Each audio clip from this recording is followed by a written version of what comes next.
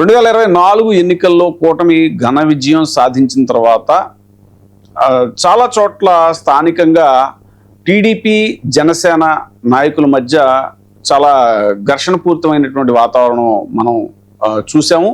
అంటే మా వల్ల మీరు అధికారంలోకి వచ్చారు, కానీ మమ్మల్ని సరిగ్గా మీరు పట్టించుకోవట్లేదు, మాకు సరైన ప్రాధాన్యత లేదు అంటూ జనసేన నాయకులు చాలా చోట్ల ఒక నిరసన వ్యక్తం చేసినటువంటి పరిస్థితి. ముఖ్యంగా ఈ ఘర్షణ అనేటువంటిది మనకు బాగా కనిపించేది ఎక్కడంటే పవన్ కళ్యాణ్ గారి నియోజకవర్గం అయినటువంటి పిఠాపురంలోనే టీడీపీకి చెందినటువంటి ఆయన వర్మ, ఎస్విఎస్ఎన్ వర్మ ప్లస్ జనసేన అక్కడ స్థానిక నాయకులకి మధ్య అనేక వివాదాలు చోటు చేసుకున్నటువంటి విషయం మనకు తెలుసు. ఇంకా అలాగే చాలా మంది క్షేత్రస్థాయిలో టీడీపీ నాయకులతో విభేదించడం, చాలా చోట్ల ఘర్షణలు జరిగాయి, చాలా చోట్ల జనసేన నాయకుల మీద దాడులు జరిగాయి టీడీపీ నాయకుల చేతులు. ఇవన్నీ కూడా మనం చూసాము.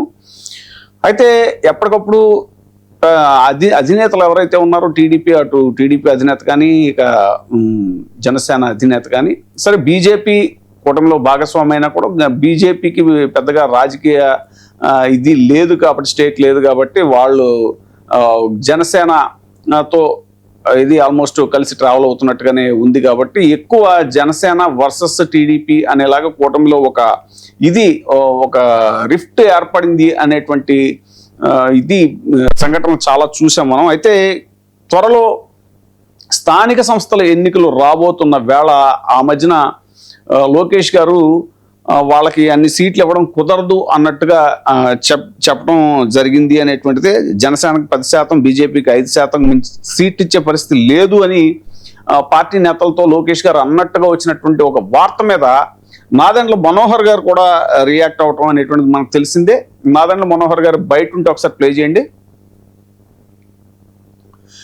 సో నాదెండ్ల మనోహర్ గారు ఏమన్నారంటే, అప్పుడు జనరల్ ఎలక్షన్స్లో అంటే అప్పుడు ఈక్వేషన్ వేరు, ఈసారి అలా కాదు, స్థానిక సంస్థల ఎన్నికల్లో మాత్రం ఖచ్చితంగా మాకు ప్రధానమైనటువంటి భాగం రావాల్సిందే అనేటువంటిది. ఏంటనంటే 35% సీట్లు మాకు కావాలి అని జనసేన, అలాగే 15% బీజేపీకి కేటాయించాలి అనేటువంటిది చెప్పడం జరిగింది ఆయన నాదెండ్ల మనోహర్ అనేటువంటిది. ఈ పరిణామాలన్నిటి నేపథ్యంలో తాజాగా జనసేన అధినేత పవన్ కళ్యాణ్ గారు ప్రభుత్వ కార్యక్రమాలకి దూరంగా ఉంటున్నారు అనేటువంటి ఒక చర్చ కూడా జరుగుతుంది. ఆయన చాలా కేబినెట్ సమావేశాలకు కూడా హాజరు కాలేదు. అయితే కొన్ని ఆరోగ్యపరమైనటువంటి కారణాలు, కొన్ని ఇతర పర్సనల్ రీజన్స్ కూడా ఉన్నప్పటికీ కూడా ఎక్కువ శాతం ఆయన గైర్హాజరయ్యారు కేబినెట్ మీటింగ్లకి అంటూ ఒక చర్చ జరుగుతున్న నేపథ్యంలో తాజాగా కూడా అమరావతిలో ఏదైతే steel bridge inauguration Chandrababu Naidu గారు చేశారో దానికి స్వయంగా నారాయణ గారు వెళ్ళి ఆ ప్రారంభోత్సవ కార్యక్రమానికి జనసేన అధినేత పవన్ కళ్యాణ్ని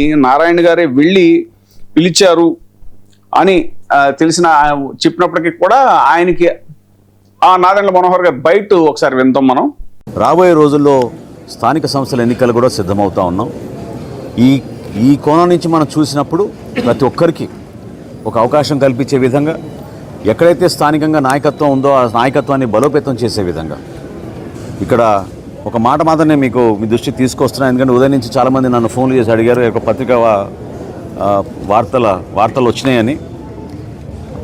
వివిధ మాధ్యమాల్లో కానివ్వండి, పత్రికల్లో వచ్చిన విషయం కానివ్వండి, పవన్ కళ్యాణ్ గారు రాష్ట్ర ప్రజలను దృష్టిలో పెట్టుకొని సార్వత్రిక ఎన్నికలప్పుడు అవసరమైతే మనం తగ్గుదాం, ఏ ప్రాంతంలో మన అభ్యర్థులు ఉన్నారో పార్లమెంట్లో కానివ్వండి, శాసనసభలో కానివ్వండి, వాళ్ళందరికీ కూడా పోటీ చేసే అవకాశం ప్రతి ఒక్కరికి ఈ సందర్భంలో కల్పించలేకపోతామేమో. కానీ రాబోయే రోజుల్లో పార్టీని బలోపేతం చేసుకుంటూ ముందుకెళ్దాం.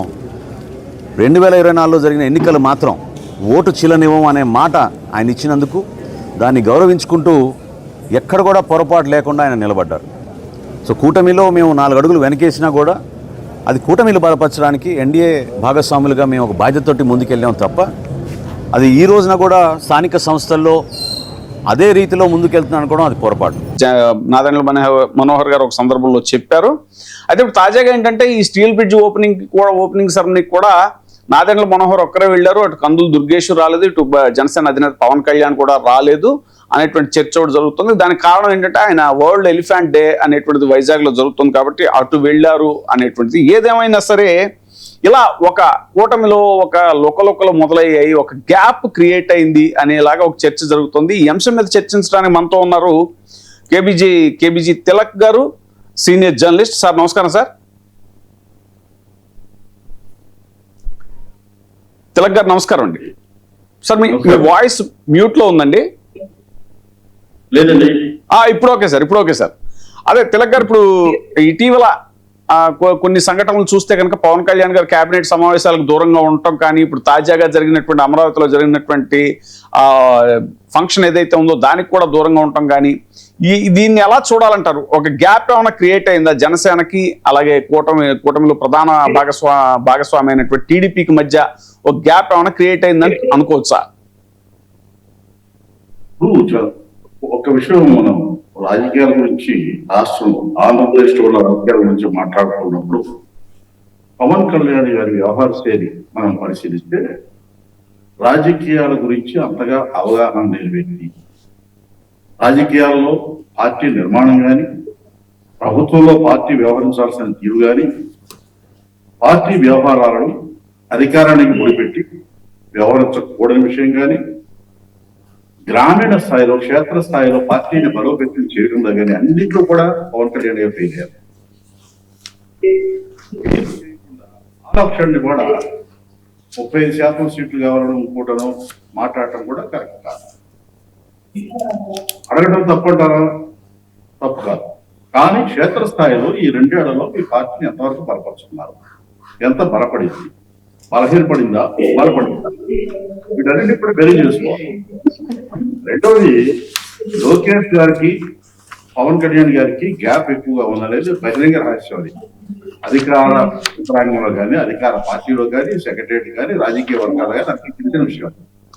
కారణం ఏంటంటే లోకేష్ గారు డిఫాక్టో చీఫ్ మినిస్టర్ గా వ్యవహరించడమే కాకుండా పవన్ కళ్యాణ్ గారి శాఖలో కూడా జోక్యం చేసుకుని అధికారులను ఆదేశించి ఆర్డర్స్ ఇప్పిస్తున్నారు.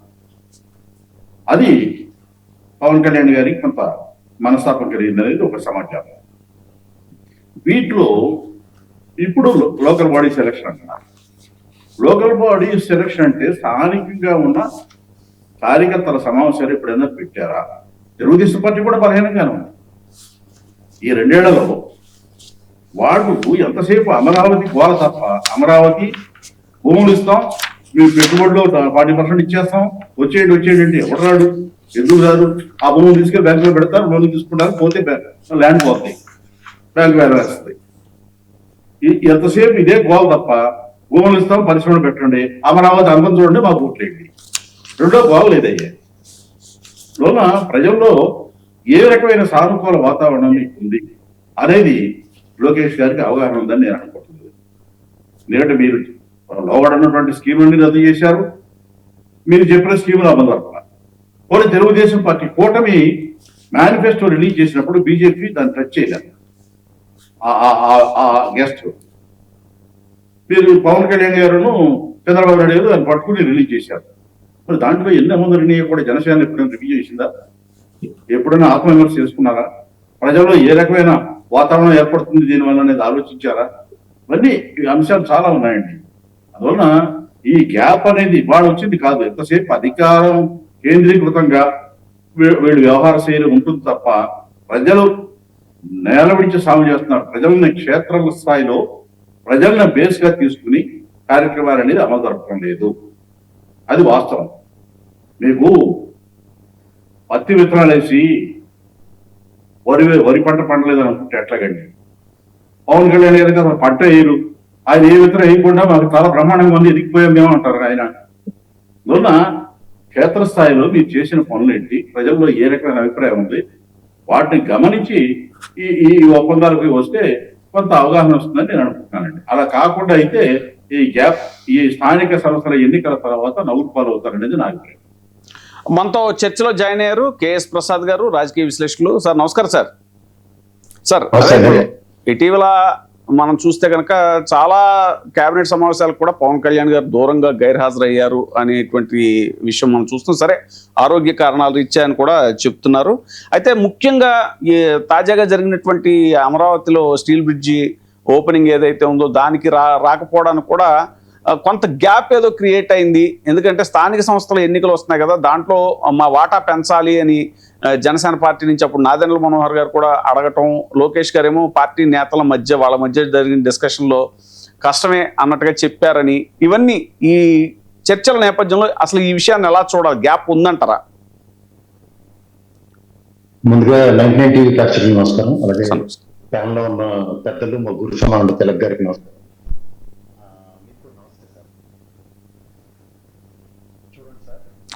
ఆడియో మ్యూట్ అయింది. లేదే ఇప్పుడు ఓకే అండి, ఇప్పుడు ఓకే. ఇప్పుడు పవన్ కళ్యాణ్ గారికి సంబంధించిన అంశం క్షేత్రస్థాయిలో కనుక నిజంగా పరిశీలిస్తే పార్టీ ఎక్కడా రీబిల్డ్ అవ్వలేదు. Constructive way of doing politics లో అతను శూన్యం. ఎవరో ప్రాణ ప్రతిష్ఠ ఇచ్చిన ఒక పార్టీకి అధ్యక్షుడు దాన్ని ఏమంటారంటే ఆ పార్టీ ఉనికి కోసం ఏ రోజు అతను ప్రయత్నించకుండా వేరే వాళ్ళ ఊపిరితో తన ఊపిరిని సాగిస్తున్న పవన్ కళ్యాణ్. ఇవాళ మన చిన్నప్పుడు చూడు పిల్లలు ఆడించడానికి ఏనుగమ్మ ఏనుగు వచ్చిందమ్మా ఏనుగు అని ఒక పాట ఉన్న రీతిలో వాళ్ళు ఏనుగులు వచ్చి లాస్ట్ టైం వచ్చిన కుంభి ఏనుగు వెళ్తే ఏం సాధించో క్లియర్ గా ఆయనకి తెలుసు. ఏనుగులు వచ్చే పూలు వేసుకో దండ వేసుకో అని చెప్పి అక్కడ తీసుకెళ్ళి ఇప్పుడు ఏం పని ఉందో ఆ పని దాకా పరిగణాల పనులన్నీ ప్రీపోజ్ చేసుకుని మరీ వెళ్ళిపోయాడు దానికి. అక్కడ ఈ కార్యక్రమానికి ఇక్కడ ఆయన వచ్చి ఉద్ధరించింది ఏం లేదు. అక్కడ ఏంటంటే జవాబుదారీతనం అన్నది పొరబడిన ఈ కూటమి ప్రభుత్వానికి ఖచ్చితంగా అక్కడ రైతులు నిలదీసి ఉండరు. బాబు అన్యాయంగా ఎక్స్ట్రా ల్యాండ్ అన్న కాన్సెప్ట్ గతంలో మనోహర్కి గాయాలు కలిగించేలా విధానంగా ప్రభుత్వం తీసుకుంటే నేను ఊరుకోను, ఉద్యమం చేస్తాను, ఊరుకుంటానని చెప్పిన పవన్ కళ్యాణ్ తన దొంగ వైఖరిని ప్రజలు ఖచ్చితంగా ప్రశ్నిస్తారు. ప్రజాభవన్ దగ్గరికి వస్తే ఇవాళ జరుగుతున్న పరిణామంలో ఫస్ట్ థింగ్ మీరు ఇందాక మా గురువు గారు చెప్పినట్టు తెలంగాణ గారు చెప్పినట్టు ఒకటి మేనిఫెస్టో ముట్టుకోడు, ఇంకోటి పార్టీ నిర్ణయాలు క్యాబినెట్ నిర్ణయాలు శిరోధార్యం కాదని ఒక పార్టీ అధ్యక్షుడు ఉంటున్నాడు. సో ఈ కాన్సెప్ట్ లో ఈ పడవ ఎటెళ్తుంది అంటే నాకైతే షిండే కనబడుతున్నారు. షిండే వల్ల ప్రాణ ప్రతిష్ఠ చేయడానికి సన్నాహాలు అలాగే డిసైడ్ అయిపోయి ఉన్నాయి. ఇక్కడ ఉంది థింగ్ ఏంటంటే దౌర్భాగ్యం పవన్ కళ్యాణ్ బయటి అంటుంది అంటే బయట బతకలేను అని అర్థం. అయితే బీజేపీ సన్నిధానంలో శాఖ తీరాలి లేదా తెలుగుదేశం సన్నిధానంలో శాఖ తీరాలి. ఇప్పుడు కాంగ్రెస్ కార్యక్రమం తెలుగుదేశం ధర్మాలను వచ్చింది. అంచేత ఇతనికి స్వతంత్ర ప్రతిపత్తి లేని కారణంగా ఇతను చేసే పనులతో ఏదో విప్లవాత్మకమైన నిర్ణయాలు ప్రపంచం తెరబడిపోద్దంటే ఇది ఖచ్చితంగా ఒక ప్రజారాజ్యం పార్టీకి ఒక ఇంప్రూవ్డ్ వెర్షన్ అన్నమాట. డిప్లొమాటిక్ వెర్షన్స్ అంటుందండి. డైరెక్ట్ గా తీసుకెళ్లి వివిధ పార్టీలు విలీనం చేస్తే చాలా ఒక సినిమా డైలాగ్ లాగా అసలు చాలా బాగోదని ఈ నిరీక్షణ తప్ప అతనికి స్వయం ప్రతిపత్తి లేదు, సొంతంగా నిర్ణయాలను ఎగ్జిక్యూట్ చేయలేడు. పైకొచ్చు ఏదైనా నిర్ణయాన్ని విభజించడం కూడా అతనికి చేతకట్లేదు. సో ఈ సర్కమ్స్టాన్సెస్ లో ఈ బీజేపీ అడుగుజాడలో నడుస్తున్నాడా లేకపోతే తెలుగుదేశంలో అడుగుజాడలో నడుస్తున్నాడా ప్రతిదానికి ఒక సిచ్యువేషన్ స్ట్రైవ్ అవుతున్న దగ్గర ఇతను చేజారిపోవడం అన్నది దేనికి సంకేతం. మళ్ళీ ఎవరికి అనుమానం రాకుండా నాదెండ్ల మనోహర్ పంపించిన ఇంకొక ఇండికేషన్. ఈ నాదెండ్ల మనోహర్ పంపించి దేనికి పని ఉపయోగిస్తుంది. ఇప్పుడు ఒక విధంగా చూసుకుంటే చంద్రబాబుకి నాదెండ్ల మనోహర్కి సిక్కు అవుతుంది. ఎందుకు ఇద్దరు నామకరణాన్ని టార్గెట్ చేసి అటాక్ చేశారు. ఒకళ్ళేమో పదవి చ్యుతం చేసి ముఖ్యమంత్రి అయ్యాడు, ఈ నాయకుడిగా శాశ్వతంగా పదవి చ్యుతం చేసి ఈయన ముఖ్యమంత్రి అయ్యాడు. అంచేత భావసారూక్తత నాదెండ్ల మనోహర్ గారి చంద్రబాబుకి సిక్కు అవుతుంది. పవన్ కళ్యాణ్ జరగట్లేదు. అంచేత ఏదో నాదెండ్ల మనోహర్ జనసేన యాక్సెప్టెన్స్ ఉందన్న మాట మాత్రం నేను అంటాను. పండిట్ బ్రిగేష్ గారు కరెక్ట్ శాఖ మంత్రి. ఇప్పుడు మనకి తెలంగాణ గతంలో పెట్టిన తెలంగాణ బ్రిడ్జ్ లో పర్యాటక శాఖ మంత్రి ప్రజెన్స్ లేకుండా ఎలా జరుగుతుంది. నారాయణ మాత్రం ఇది ఒక 13 తారీఖు ప్రోగ్రామ్ అనేది ప్రీ డిసైడ్ ప్రోగ్రామ్. ఇది దీనికి నారాయణ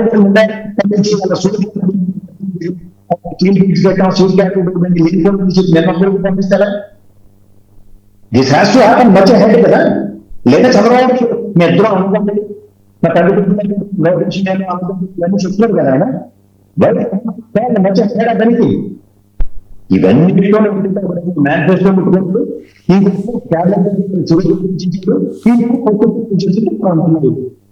అవసరం తీర్పు చంద్రబాబు పద్ధతి ఉంటుంది. ఏరు దాటిన తర్వాత బోర్డు వాళ్ళన్నాను. ఇప్పుడు దగ్గర ఈ శిక్షణతో పనికొచ్చింది లేదు పోలీసు అయితే ఒక పక్క ఇమ్మెన్స్ ప్రజలు తెలుగుదేశం నుంచి ఎక్కువ అయిపోయింది. చాలా ఇవన్నీ గమనిస్తున్నప్పుడు ఈ ప్రాస్పెక్టివ్ 30 సంవత్సరాల లెగసీ ఉన్న పార్టీ పవన్ కళ్యాణ్ అంటే ఇవన్నీ ఎదుర్కొంటారని వస్తుంది. అంటే ప్రసాద్ ఇప్పుడు గారు చిన్నపిల్లలు చూడండి, సర్కస్ లో చూడండి, ఏం కూర్చున్నట్టు పోతారు పనులు అలా ఉంటారు. ప్రసాద్ గారు ఇప్పుడు 2024 ఎన్నికల ముందు పదే పదే పవన్ కళ్యాణ్ గారు అనేవారు రోడ్డు మ్యాప్ కోసం వెయిట్ చేస్తున్నానని. ఒకవేళ అంటే ఇప్పుడు ఏమైనా మళ్ళీ కొత్త రోడ్డు మ్యాప్ కోసం వెయిట్ చేస్తున్నారా? ఈ గ్యాప్ అనేది ఆ మ్యాప్ కోసం వెయిటింగ్ లాగా? ఎందుకు సార్ రోడ్డు మీద జరగలుగుతున్నారు? టాపిక్ జీపీ మీద జరగడానికి రోడ్డు మ్యాప్ ఓ party road at least constructive answer వస్తుంది. ఎంత డిస్ట్రక్టివ్ గా మనిషి డిస్ట్రక్టివ్ పాలిటిక్స్ చేసుకుంటూ మాట్లాడుకునే వాళ్ళ దగ్గర వచ్చి ఏంటనేది రాష్ట్రాల పొంది తీసుకొచ్చామని లేదు.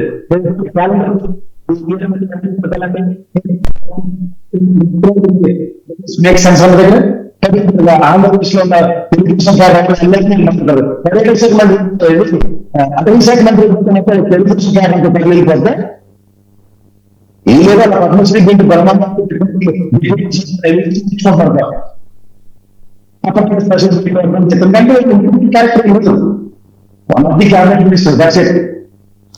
తిలక్ గారు ఇండికేషన్ సార్. ఒక ఇండికేషన్ ఏంటంటే పొరపక్షలు రైతు కనబడకుండా ఎవరు మట్టుగా మనం కట్టింగ్ రాసుకుని తిరిగేస్తున్నారు. మహానాయక చంద్రబాబు గారి ఇంట్లో మీటింగ్ 3వ గంటకి అనుమానం రాకుండా పవన్ కళ్యాణ్ గారు మేము బావి గారు లేదా లోకేష్ గారు ఏమో 2 చెత్తం పట్టుకొచ్చి బదిలీ చేసి మా పవన్ కళ్యాణ్ 30 ఏళ్ళు ఉన్నాడు, రే 5 ఏళ్ళు ఏంట్రా నెక్స్ట్ 15 ఏళ్ళు మనవేరా అన్నదానికి ఆలోచించినట్టు అక్కడ పోతాం మనం. అంతకు మించి ఇంకేట్లేదు. వాళ్ళకి ఇంటింటికి గర్భగర్భి కార్యక్రమానికి వైసీపీకి దీటుగా వీళ్ళు కూడా కైతలు ఎట్టుకుని ప్రజల్లో పెళ్లి దగ్గర ఆర్తి పిల్లలు పెట్టి పంపిస్తున్నారు.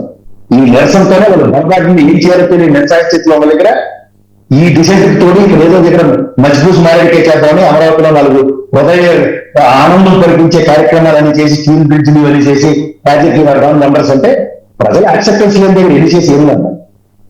తిలక్ గారు ఆ మధ్యన అదే ర్యాంకులు కూడా ఇచ్చారండి. ఈ మంత్రులకి ర్యాంకులు, వాళ్ళ శాఖలకి ర్యాంకులు ఇచ్చారు. సో ఆ ర్యాంకుల్లో కూడా పవన్ కళ్యాణ్ గారి శాఖకి ఆఖరి ర్యాంక్ ఇవ్వటం అనేటువంటి చాలా పెద్ద చర్చనీయాంశమైంది. అది కూడా ఈ గ్యాప్ లో ఏమైనా భాగమా? ఒక మాట చెప్తానండి. తెలుగుదేశం పార్టీ ఆవిర్భవించిన తర్వాత పొత్తు పెట్టుకున్న వంటి ఏ పార్టీ అయినా సరే ఈ రాష్ట్రంలో బలపడిన దాఖలాలు ఉన్నాయా? బలహీనపడి తప్ప బలపడిన దాఖలాలు ఉన్నాయా? ఆ చరిత్ర వాస్తవాలను గ్రహించి పార్టీ నిర్మాణం చేసుకోవాలి. తర్వాత పార్టీ చర్చలను సీట్ల కోసం కానివ్వండి, మరొకటి కానివ్వండి, మిత్రపక్షంతో జరిపే రాజకీయ చర్చలకి ఇది పద్ధతి కాదు. క్యాబినెట్ గెలవడం, మొహం ముడుచుకు కూర్చోవడం ఇది పద్ధతి కాదు. రాజకీయ చర్చలు అంటే మొహం లేకుండా మాట్లాడాలి, ఫ్రెండ్లీగా ఉండాలి. అసలు ఈ 2 ఏళ్లలో ప్రభుత్వం ఏర్పడిన తర్వాత సమన్వయ కమిటీ ఏర్పాటు చేశారా? ఆ సమన్వయ కమిటీ సమావేశాలు జరిగాయా? దానికోసం ఎప్పుడైనా పవన్ కళ్యాణ్ గారు పట్టు పెట్టారా? లేదు కదా. మీరు రోడ్ మ్యాప్ అన్నారు. జనసేన పార్టీ నిర్మాణానికి రోడ్ మ్యాప్ బీజేపీ ఇస్తుందా, తెలుగుదేశం ఇస్తుందా? వాడు బలహీనపడి ఈ పార్టీ బలహీనపడాలని కోరుకుంటారు తప్ప, ఏ పార్టీ అయినా ప్రత్యర్థి పార్టీలు బలహీనపడాలని కోరుకుంటారు తప్ప వాళ్ళు ఈ జనసేన బలపరచాలని బలపడిపోవాలి, మనకు అండగా ఉండాలని ఎందుకు పడుకుంటారు? అమాయకంగా 15 ఏళ్ళు చంద్రబాబు గారిని ఈయన అంటున్నాడు తప్ప వాడు అంటలేదే. 15 ఏళ్ళు 3 కోట్లు ఉంటుందని ఎప్పుడైనా చంద్రబాబు నాయుడు ఏమన్నా? రాజకీయ అవగాహన లేని అనేది పవన్ కళ్యాణ్ పట్టొచ్చినట్టు కనిపిస్తుంది. కాబట్టి ఆయన ఏం సీరియస్ గా తీసుకోవాలి. లాస్ట్ ర్యాంక్ కాదు, అసలు పనికి మానవుడు ఇచ్చినా గానీ ఆయన ఏం మాట్లాడటం అటువంటి విషయాల్లో ఏమి లోకాలేదు. ఆయన ప్రభుత్వంలో లోపాలను వేలెత్తి చూపి ఇంటర్నల్ గా అంతర్గత చర్చల్లో ఈ ప్రభుత్వంలో ఈ లోపాలు జరుగుతున్నాయని వేలెత్తి చూపి గట్టిగా మాట్లాడితే ఆయన ప్రాధాన్యత ఉంటుంది. అది ఎప్పుడు చేయలేదు కదా. ఆయన ఆ మధ్యన ఒక సభలో నేనే హోంమంత్రిని అయితే అని కూడా అన్నారు కదండి. శాంతి భద్రతలు అవి అన్ని కూడా దారి తప్పాయి, నేను హోంమంత్రిని కాకపోవటం అనేటువంటిది క్రిమినల్స్ అదృష్టం అని అన్నారు. అంటే అదేమన్నా ఒక రకంగా నేను చెప్తాను, బహిరంగ సభల్లో ఇటువంటి మాటల వలన మీ అభిమానులు మీ ఫ్యాన్స్ ఏమైనా సంతోషపడతారేమో కానీ రాజకీయ చర్చల్లో అది పద్ధతి కాదు, అది పద్ధతే కాదు. ముందు మీ డిపార్ట్మెంట్ లో ఏం జరుగుతుందో తెలుసుకోండి. అది తెలుసుకోకుండా సరే మీ పార్టీ వాళ్ళే అయినప్పటికీ కూడా సివిల్ సప్లైస్ గురించి మాట్లాడాలని రివ్యూ పెడతారు, లేకపోతే సినిమా పరిశ్రమ గురించి రివ్యూ పెడతారు. మీకెందుకంటే హోంశాఖ నుంచి మీ శాఖలో ఏం జరుగుతుందో చెప్పండి. మీ శాఖలో ఇవాళ విశాఖపట్నం పంచదార కొండలు, పంచదార కొండలు ఉన్నాయి. వాటికి పర్యావరణ అనుమతి ఎవరు ఇచ్చారు? మీకు తెలిసే జరిగిందా? ఎందుకు క్యాన్సిల్ చేశారు? తెలియకుండా జరిగింది. తెలిసి జరిగితే ఎందుకు క్యాన్సిల్ చేశారు? కారణం ఏంటి? ఈ శాఖలో ఏం జరుగుతుందో తెలుసుకోకుండా నాకు తెలిసిన సమాచారం ప్రకారం పవన్ కళ్యాణ్ గారు ఆయన స్టాఫ్ తో సహా, ఆయన ఎవరో అనుభవం ఐఏఎస్ పుచ్చుకున్నారు, కానీ ఎవరు కూడా వాళ్ళందరూ వాళ్ళు సలహాలు ఇస్తే ఇది తీసుకోరు. ఈయన అడిగితే చెప్పాలి. ఈ అడ్మినిస్ట్రేషన్ పార్టీ వాళ్ళకి అపాయింట్మెంట్ ఉండవు. ప్రసాద్ గారు మాట్లాడుతున్నాం. ప్రసాద్ గారు తర్వాత ఇప్పుడు తాజాగా జరిగినటువంటి ఆ అమరావతి మీటింగ్ లో చంద్రబాబు నాయుడు గారు అక్కడ పవన్ కళ్యాణ్ లేకపోయినా కూడా పదే పదే మిత్రుడు పవన్ కళ్యాణ్ గారు మన అమరావతి భూముల విషయంలో కూడా ఆయన చాలా చొరవ చూపించారు. లేదనంటే వీళ్ళు ఎవరైతే మన వైసీపీ వాళ్ళు 3 ముక్కలు ఆటాడారు, 3 రాజధానుల పేరు చెప్పి ఆ రైతులు చాలా పెద్ద ఉద్యమం చేశారు, ఆ సమయంలో పవన్ కళ్యాణ్ గారు కూడా చాలా సపోర్టింగ్ గా ఉన్నారు అంటూ మాట్లాడారండి. ఒకసారి చంద్రబాబు నాయుడు గారు బయట ప్లే చేస్తారా? నిన్న ఆయన అక్కడ మాట్లాడిన బయట మేము ఎన్నికల్లో ఒక మాట చెప్పాం, నేను మా మిత్రుడు పవన్ కళ్యాణ్ గారు ఒక మాట చెప్పాం. ఈ రాష్ట్రాన్ని విధ్వంసం చేశారు. ఎన్నికల ముందు పవన్ కళ్యాణ్ గారు కూడా రాజధానికి వస్తే, మీ సమస్యలు తెలుసుకోవాలని వస్తే ముళ్ళ కంపలు వేస్తే ముళ్ళ కంపలు కూడా దోసుకొని మీ దగ్గరకు వచ్చిన నాయకుడు పవన్ కళ్యాణ్ గారు. ఈ సందర్భంలో క్లియర్ అవుతుంది.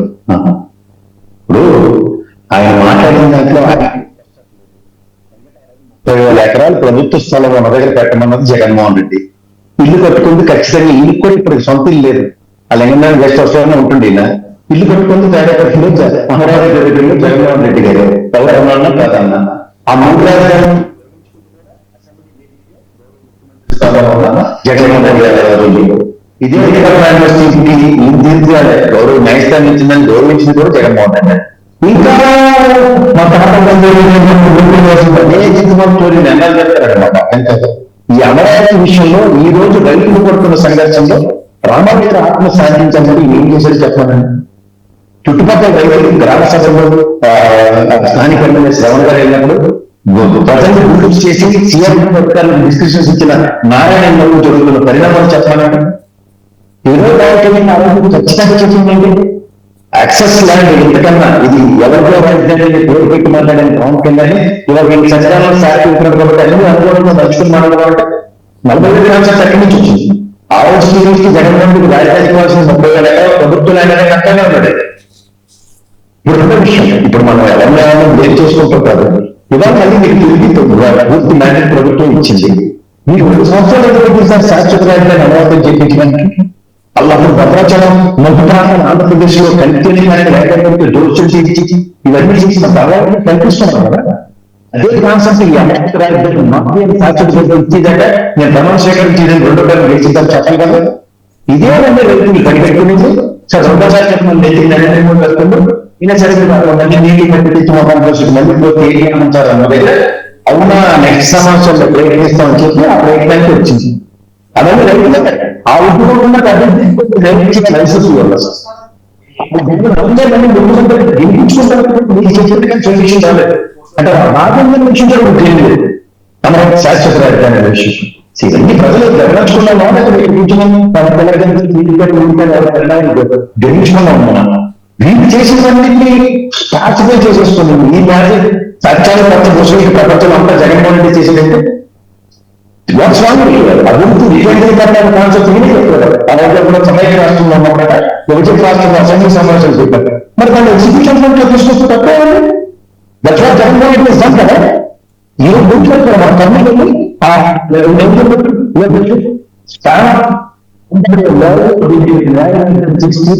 న్యాయస్థానం తీసుకొచ్చి అయిపోతాం ఏది 30 ఏళ్ళు అలా సమస్య పరిష్కారం ఇప్పుడు ఇలా ప్రభుత్వ చేసిన వీళ్ళు ఇది ఇచ్చినా సరే మనసాగి లేకుండా ఈ ప్రభుత్వం నడుస్తుంది భయంగా. అది దేని కారణం భూమి సంస్కృతి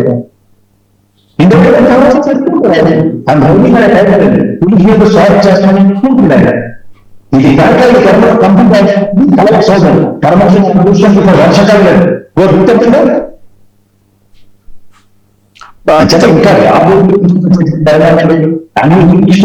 ఎంతసేపు జగన్మోహన్ ఎక్స్పైర్ చేస్తుంటే పార్టిసిపేట్ చేసింది ఇక్కడ లోకేష్ గారు కాంట్రాక్ట్ చెప్పడం వల్ల రాజకీయ అనుభవాలు మీకు సార్ 40 ఏళ్ళు అపార అనుభవం 7 సార్లు కలిసి ఎమ్మెల్యేలు ముఖ్యమంత్రి చేసిన ఆయన ఇంకా అదే కాలక్షేపం రాజకీయాన్ని ఏం చెప్పాలి నాకు అర్థం కాదు. తిలక్ గారు ఇప్పుడు జగన్మోహన్ రెడ్డి గారు మావిగన్ ప్రతిపాదన చేసిన తర్వాత చంద్రబాబు నాయుడు గారి స్వరంలో ఏమైనా మార్పు వచ్చిందా? ఈ మధ్యన పదే మంగళగిరి దాకా విస్తరించాం, ఆల్రెడీ విజయవాడ పరిధి కూడా దీంట్లో ఉంది అనేటువంటివి కలుపుకుంటూ వస్తున్నారు. అయితే మచిలీపట్నం అనేటువంటిది అనకపోయినా కూడా మచిలీపట్నం ప్లేస్ లో మంగళగిరిని యాడ్ చేసి మావిగన్ అనేటువంటి రూపం వచ్చేలాగా ఏమన్నా స్వరం మారుతుందా చంద్రబాబు నాయుడు గారిది అనేటువంటిది ఒక చర్చ. మీరు ఎలా చూస్తారు? ఇప్పుడు చంద్రబాబు నాయుడు ఉపన్యాసం నిరూపించారు. జగన్మోహన్ రెడ్డి 3 ముక్కలు ఆడాడు. ఇప్పుడు నేనేమంటానంటే చంద్రబాబు నాయుడు గారు ముఖ్యమంత్రి గారు ఎన్ని చోట్ల రాజధాని పెడతానని చేశారు. అమరావతి ఫైనలైజ్ అయిన తర్వాత 30,000 ఎకరాలు ఒకసారి, 50,000 ఎకరాలు ఒకసారి, కాదు 75,000 ఎకరాలు ఒకసారి, ఇప్పుడు ఎంత ఎకరాలు 1,50,000 ఎకరాలు, 2,25,000 ఎకరాలు అని చెప్పేశారు. ఇది మాట్లాడుకోవచ్చు మీకుందా సరే.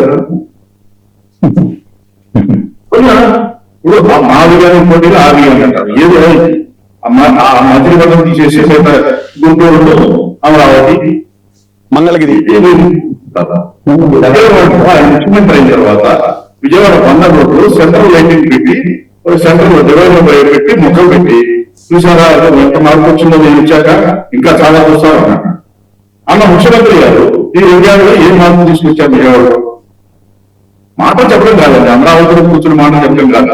ఒక రోడ్డు వేసి 10 ఏళ్ల తర్వాత అమరావతిలో చూసారా అమరావతి అంత బ్రహ్మాండం కట్టేశారు, ప్రపంచ స్థాయిలో అంతా రోడ్డు చూసుకున్నారు. ఇప్పుడు అమరావతి గురించి నెట్టు మాట్లాడలేదు అని చెప్పేసి మాట్లాడితే ఆయన ఆత్మసంతృప్తి కోసం మాట్లాడచ్చు.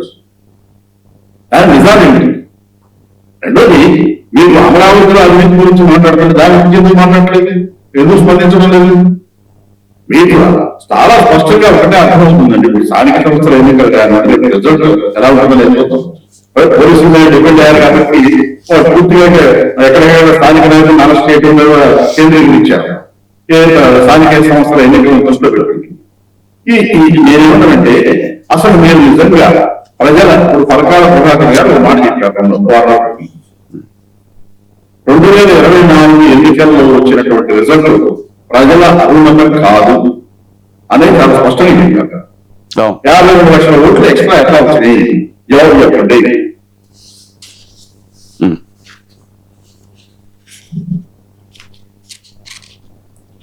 సార్ స్ట్రక్ అయింది. ప్రసాద్ గారు అదే నెక్స్ట్ అంశం మనం ఇదే తీసుకోబోతున్నాము. ఇటీవల చెప్పండి తిలక్ గారు, మీ వాయిస్ కట్ అయింది. తిలక్ గారు, ప్రసాద్ గారు లైన్ లో ఉన్నారా?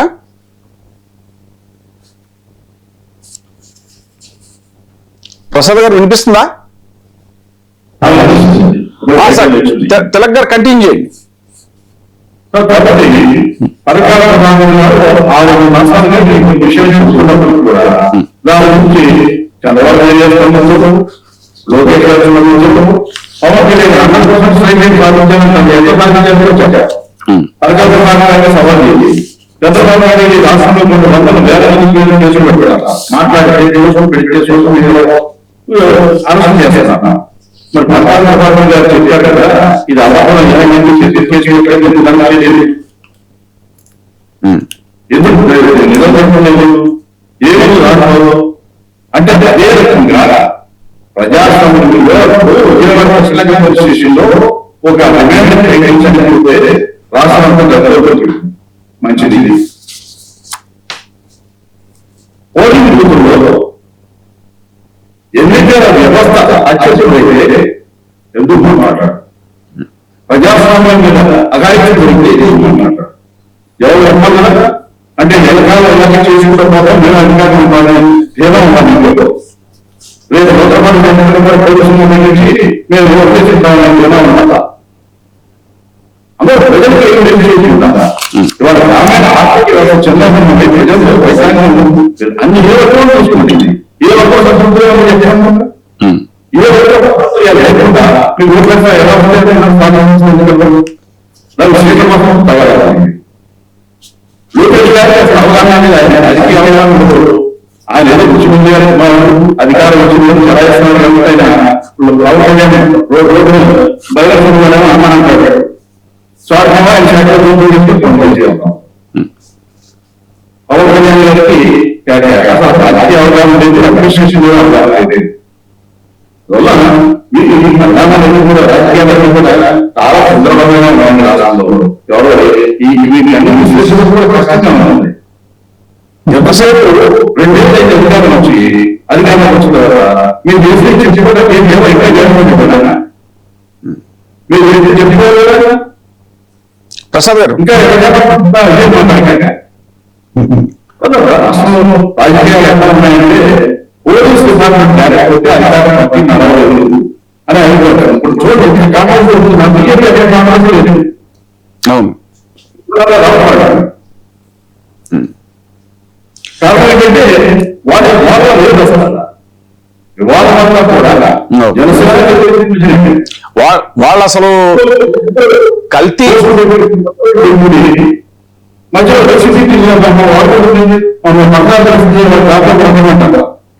బీజేపీ అసలు కల్తీనే ఈ విషయంలో కూడా అసలు కల్పించుకోలేదు కదండి బీజేపీ. ఏ విషయంలో కూడా ఇప్పుడు మీరు రాజమండ్రిలో చూసేశారు. పవన్ కళ్యాణ్ దాని గురించి మాట్లాడారు. ఆయన నామం ప్రజలు మోసేయాలి అన్నాడు. తిరుమల నామం దాని గురించి పంపిస్తారు. పోలీసు గారు మాట్లాడారు. ఎక్కడ ఏమైనా ఆలోచన వైసీపీ రాన్నారు బాగాలేదు. ఏం చేయాలి ప్రభుత్వం? వ్యవసాయానికి ఏ పట్టం చేసేటువంటి రైతులు రోడ్డు చూస్తే ఆ వ్యవసాయ శాఖ అత్యంత ఆరోగ్యం నాశనం అయిపోయింది. హాస్పిటల్స్ సరిగ్గా లేవు, నిధులు లేదు. ఆరోగ్యం చెప్పగానే మాట్లాడారు. ఒక్క నిమిషం ప్రసాద్ గారు అదే ఈ మధ్య పరకాల ప్రభాకర్ గారు పదే పదే చెప్తున్నారు, అసలు ఒక ఓటుకి 20 సెకండ్లో ఒక ఓటు వేయడం సాధ్యమా అనేటువంటిది. సో ఆ జరిగినటువంటి దాంట్లో చాలా అవకతవకలు జరిగాయి అనేటువంటిది ఇటీవల తిలక్ గారు కూడా మీటింగ్ లో ఉన్నారు. అసలు ఎలా చూడాలి నిజంగా 2024 ఎన్నికల్లో జరిగినటువంటి ఈవీఎం అవకతవకలు కానీ లేదంటే వీటినన్నింటినీ ఎలా చూడాలి?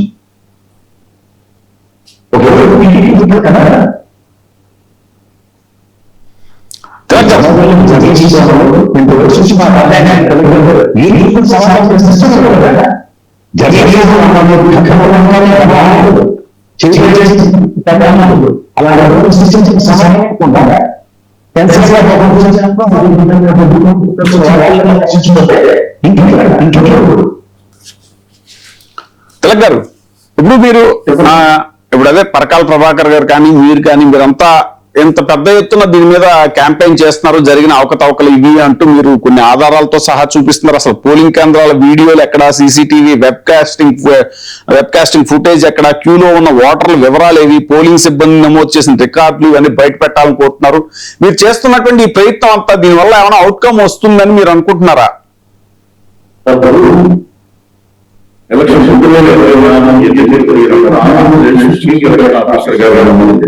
ముఖేష్ ఐఏఎస్ ఎవరు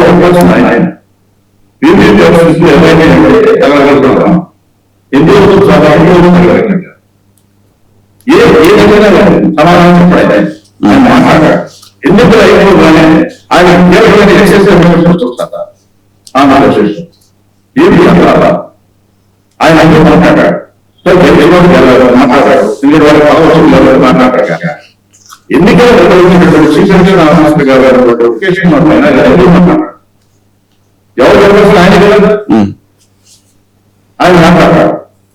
చక్కగా మంచి పోస్టులు ఇస్తారు. ఆయన లో ప్రొఫైల్ కంటిన్యూ చేస్తారు. ఆయన ఎక్సైజ్ రాష్ట్రంలో విత్సరంగా మద్యం షాపు, బెడ్ షాపు,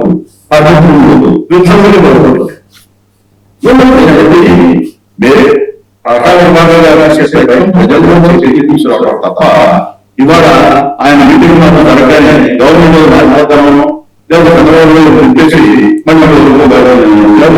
చూడతాము. అదే ఆయన పని కాదు. అసలు ఆయన ఏమన్నా రాజకీయంగా ఎవరికి ఈ జరిగిన పొరపాటుకి సమాధానం కావాలని ఈ ఎన్నికల్లో రాజు అర్థరాత్రి ఇప్పుడు 5 గంటలు పోలింగ్ అయితే 5 గంటల నుంచి 7 16 మా గొడవైంది. అప్పుడు తర్వాత నా 11 నుంచి 2 వరకు కొన్ని వేల కోట్ల కంపెనీ 5 గంటల వరకు దానికి ఎవరు చెప్పాలి? ఆ 20 సీసీ కెమెరా వీడియో కెమెరా మొక్క పోలీస్ ఆఫీసర్ దగ్గర ఆ డైరీ రాయాలి. ఏంటి ఏ మాట్లాడాడు మౌనం అంటే ప్రకాశ రాజకీయ ముస్లిం కాదు. ఆయన మధ్య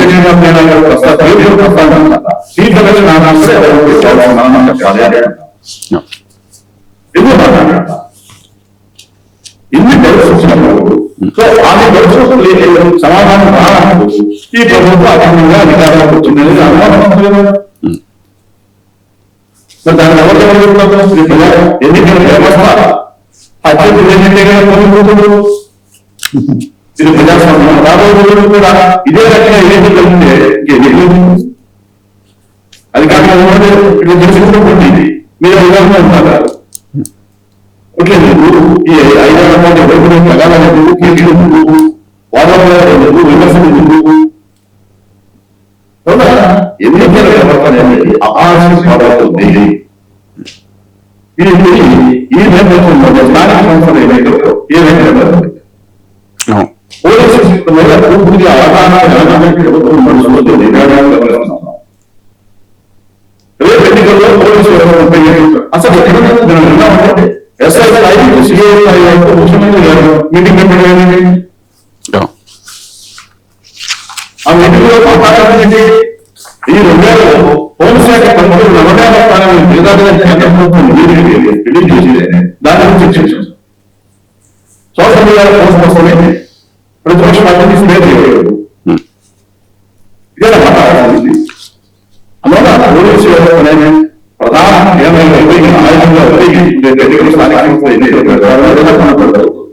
ఆయుధంగా ఈ సందర్భంగా అండి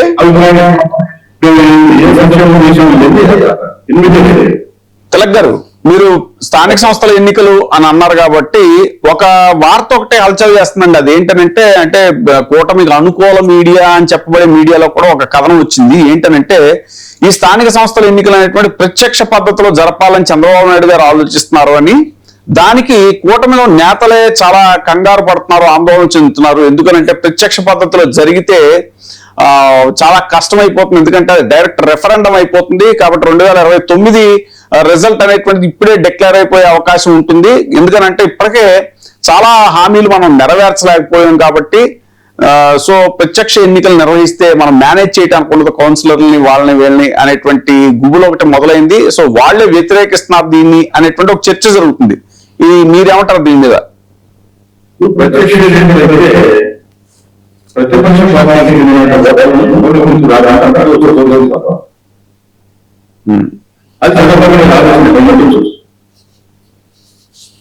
కౌన్సిలర్లో కొని చైర్మన్ కూడా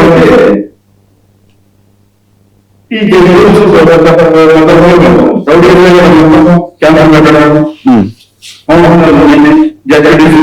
ఆ క్యాంపర్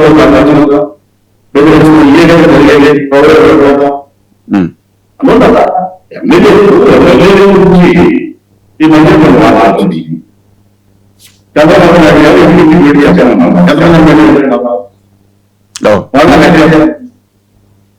ఇంటింటికి 65 మందిలో ఆ తర్వాత అంటే మీరు ఎమ్మెల్యే మీరు చెప్పుకుంటే ఈ ప్రత్యక్ష వాళ్ళని చూస్తూ ఉంటారు. జరిగేది కదా. ప్రసాద్ గారు మీరేమంటారండి? ప్రసాద్ గారు, అదే ప్రత్యక్ష ఎన్నికలు జరిగితే కనుక ఎంత లేదన్నా ఓటర్ల యొక్క ఇది బయటపడిపోతుంది. వాళ్ళు డైరెక్ట్ గా ఈ ప్రభుత్వానికి వ్యతిరేకంగా ఓటేసే ఛాన్స్ ఉంటుందేమో అని కూటమి నేతలే భయపడుతున్నారు. ఎందుకంటే మనం ఇచ్చిన హామీలు ఇంకా చాలా వరకు నెరవేర్చలేదు అని ఇప్పుడు ఏవైతే క్షేత్రస్థాయిలో రకరకాల సమస్యలు ఉన్నాయో వీటి వల్ల మనకు అది సెట్ బ్యాక్ అవుతుంది, పరోక్ష ఎన్నికలే బెటరు అనేటువంటి ఉద్దేశంలో వాళ్ళు ఉన్నారని, ఈ విషయంలో అధినేత నిర్ణయాన్ని వాళ్ళు వ్యతిరేకిస్తున్నారు అనేటువంటిది ఒక చర్చ.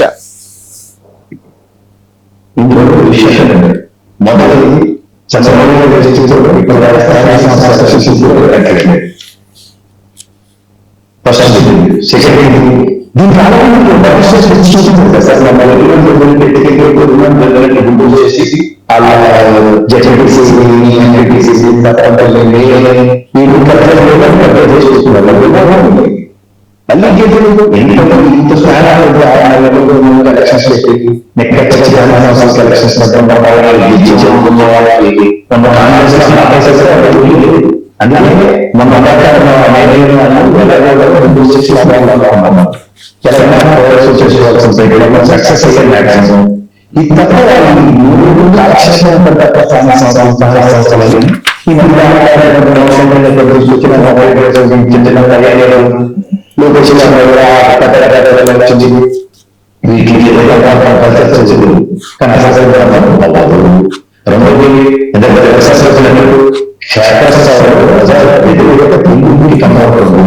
ఈ పెళ్లి కూడా ప్రతిసారి విషయం పదవులు ప్రతిసారి ముఖ్యంగా చేసుకుంటే ఎలక్షన్ సంబంధించిన పెద్ద అనే దాన్ని సృష్టించి ఎలక్షన్ పెద్ద ఈ వ్యవస్థ సో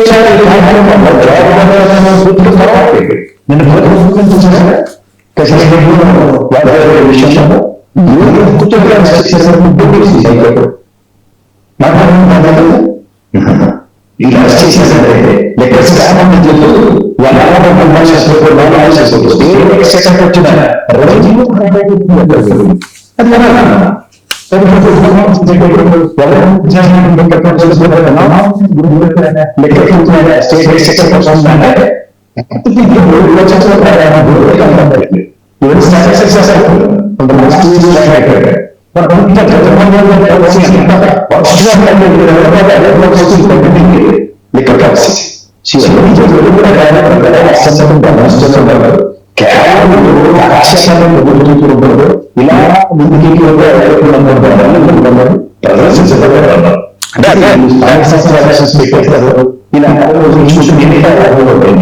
అదే ఇప్పుడు ఇంకో చర్చ కూడా ఏంటంటే చంద్రబాబు నాయుడు గారికి ఫీలర్ వదలడం అలవాటు కదా, అలా ఫీలర్ వదిలారు అనేటువంటిది కూడా, ఎందుకంటే వాళ్ళ అనుకూల మీడియాలోనే ఈ చర్చ వచ్చింది కాబట్టి అది ఏమన్నా ఫీలర్ ఏమో అనేటువంటి చర్చ కూడా జరుగుతుంది.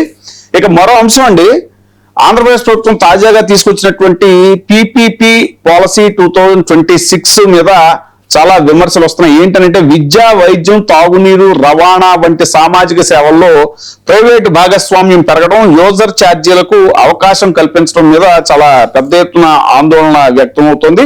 ఆంధ్రప్రదేశ్ కేబినెట్ 2026 ఆగస్టు 6న PPP పాలసీ 2026కు ఆమోదం తెలిపింది. ఆగస్టు 10న ఫైనాన్స్ డిపార్ట్మెంట్ ద్వారా GOMS నెంబర్ 74 జారీ చేసినట్టుగా పాలసీ వివరాలు సూచిస్తున్నాయి. ఎందుకంటే గతంలో వైసీపీ ప్రభుత్వం చెత్త మీద పన్నేసింది అని చాలా దారుణంగా మాట్లాడినటువంటి విషయం. సో ఇప్పుడు యూజర్ ఛార్జీలు అంటూ మరి వీళ్ళు చేస్తుంది ఏంటి? ఓ పక్కన ఏంటంటే పేదవాళ్ళు BPL వాళ్ళు ఎవరైతే ఉంటారో వాళ్ళనేమో బోజర్ ఛార్జీలు అంటాం కదా, వాటితోటి వాళ్ళ మీద బాధలు నడుస్తుంటే నాణ్యమైన మందు పేరుతో పేదవాడికి బోజర్ ఛార్జీలని ఒక పక్క నుంచి వాళ్ళని బాధేస్తున్నారు. ఇక ఇప్పుడు మధ్యతరగతిని యూజర్ ఛార్జీల పేరుతో బాధేసే ఒక ప్రోగ్రామ్ కి ఇది శ్రీకారం చుడుతున్నారు అనేటువంటిది. గతంలో అసలు చెత్త మీద వైసీపీ చెత్త పన్ను వేసింది అంటూ చాలా తీవ్రంగా విమర్శించినటువంటి బయట ఒకసారి చూద్దాం. ఓ బయట ఉంటే ప్లే చేయండి.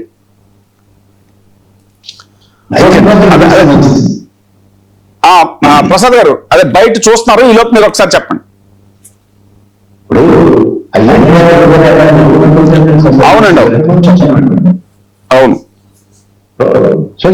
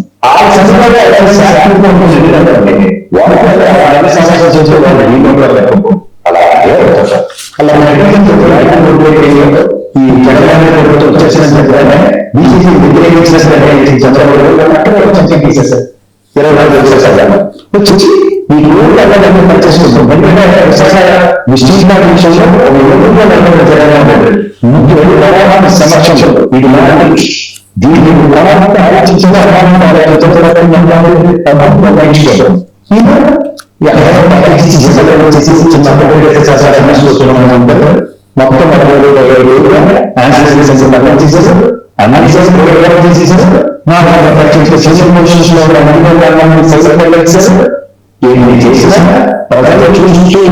ప్రజలు చూస్తూ చేశారు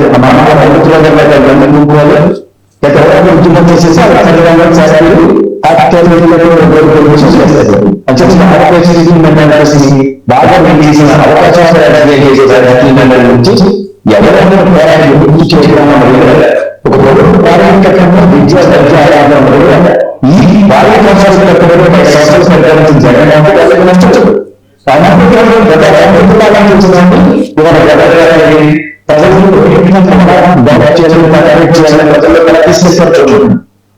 తిలక్ గారు, అదే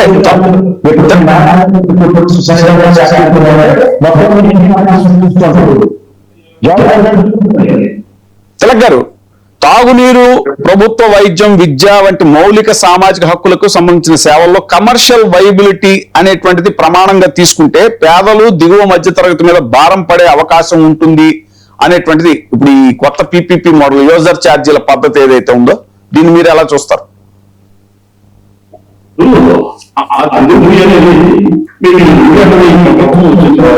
ప్రజల ఆదాయాన్ని పెరిగింది, ప్రజల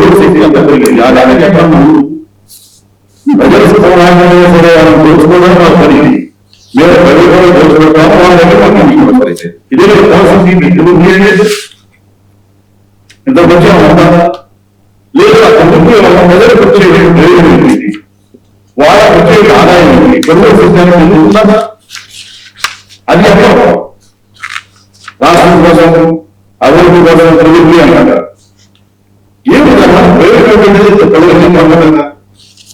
ప్రజలు కూడా దోచుకుంటానండి. ఎంత వీళ్ళే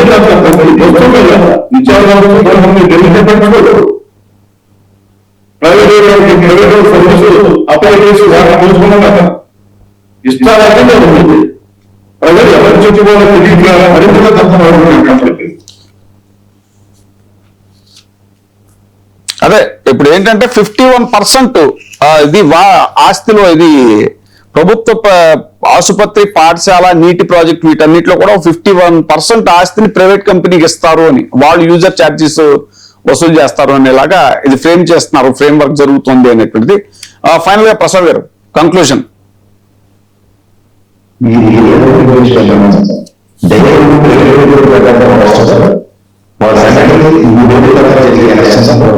సమాధానం అతను జగన్మోహన్